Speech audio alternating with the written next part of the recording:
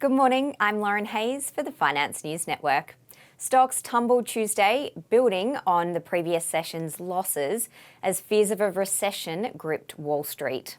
The S&P 500 shed almost 1.5%, falling for a fourth straight day, while the Nasdaq sank 2%. The Dow dropped 1%, building on a nearly 500-point loss from Monday.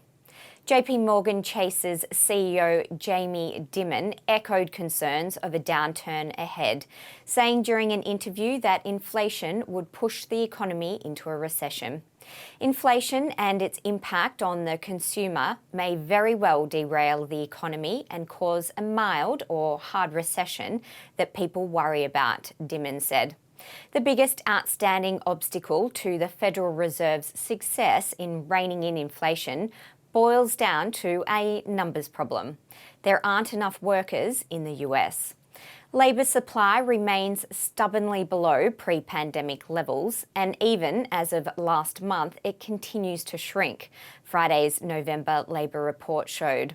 The share of people either working or looking for a job has fallen in each of the past 3 months, and the overall size of the labour force is back below where it stood in February 2020, despite population growth since then.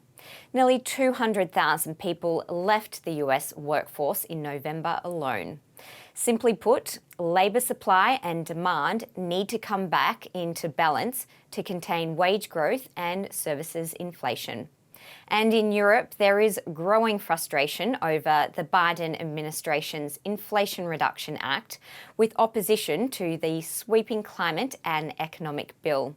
Some analysts fear this disagreement could thrust two of the world's biggest trading partners into a new economic war.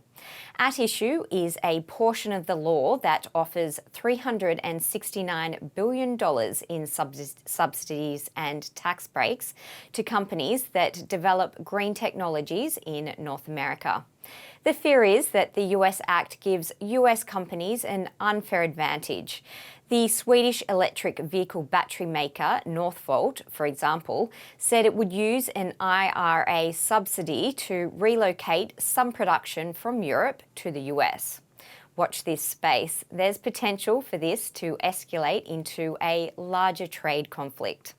And in company news, Taiwan Semiconductor Manufacturing, the world's biggest maker of leading-edge computer chips, will announce today that it plans to drastically expand and revamp its factory in Arizona.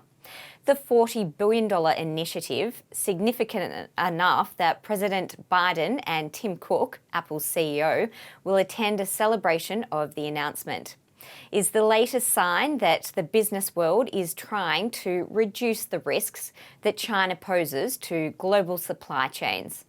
TSMC could eventually produce chips for iPhones in the US. Across the sectors, only utilities was spared from the sell-off, with energy and consumer communications the big drags. Oil fell to the lowest level since January, extending a downward trend as growing concerns about global demand offset any bullish effects from an EU-led price cap on Russian oil sales.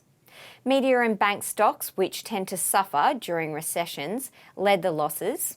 Paramount Global's CEO warned of lower fourth quarter advertising revenue, sending its shares about 7% lower.